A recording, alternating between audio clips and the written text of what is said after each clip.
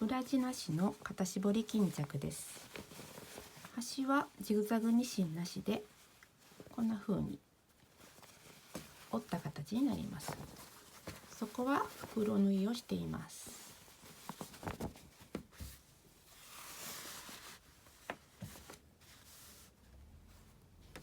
布の大きさは出来上がりの横幅 ×2 足す5センチです。縦は出来上がりの長さ足す6センチ。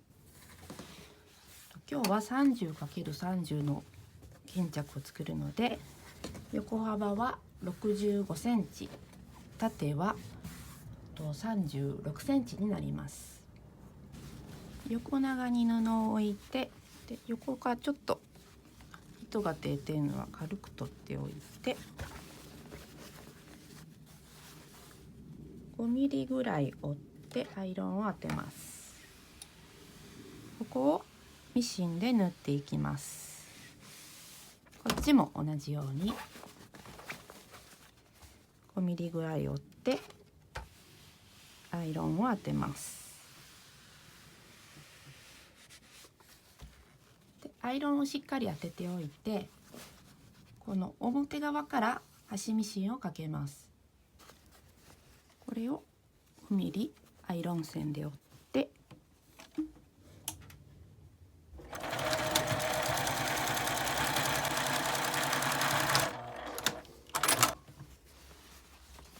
で反対側も同じように折って縫っていきます。こちら側から縫っても別に構わないのですが、こっちから縫った方がここの端がよれにくくて縫いやすいので、最近は表から縫うようにしてます。次に上の紐を通すところを先にアイロンで折っていきます。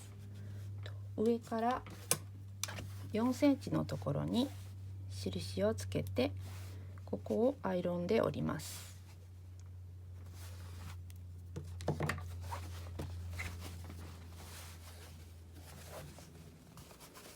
上から4センチのところにアイロンを当てます。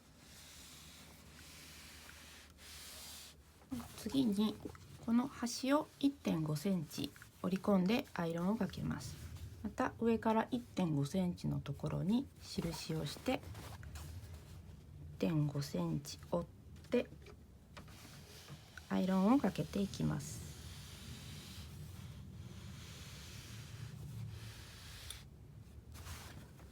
上はこんな風にアイロンの線がつきました。から裏と裏を合わせて出来上がりの形にしてから、そこを5ミリの縫い代で端から端まで縫います。袋縫いにするので表側からミシンをかけるような形になります。そこから5ミリ、こんな感じで縫いました。たら表に返してちょっと角もきれいに出してひっくり返します。ここはアイロンをかけてもいいですが、もうなしでも。でそこを1センチの縫い代で縫います。ずれないように待ち針を刺していきます。そこはこれぐらいならそのまま縫ってもいいですが、ちょっと気になるときは目打ちで角を出します。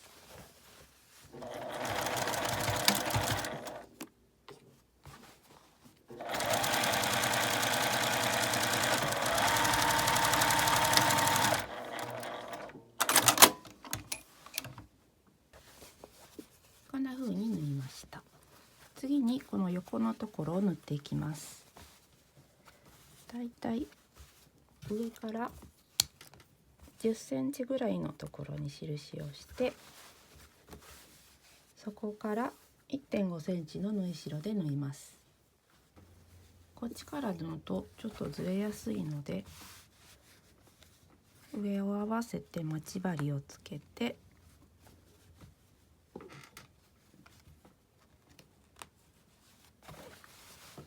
こっちから 1.5 センチ縫います。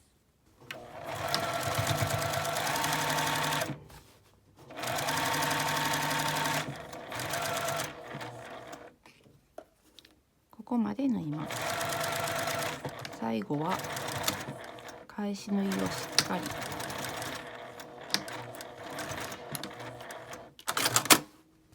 ここを開いてアイロンを当てます。だいたいちょっと真ん中の辺に持ってきて、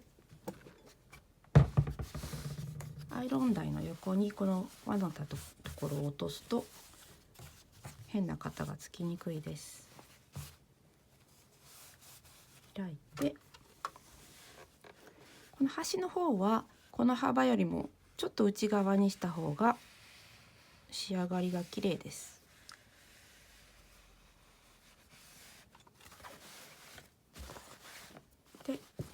でも下の方までできるだけちょっと開いて、こういう感じでアイロンを当てました。ここを1センチぐらいの縫い代でこの字に縫っていきます。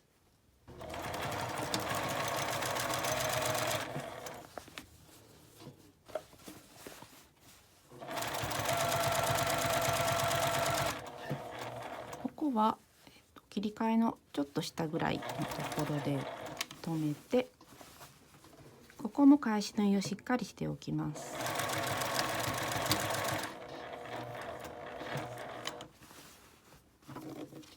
そしてまた1センチぐらいの縫い代で端まで縫います。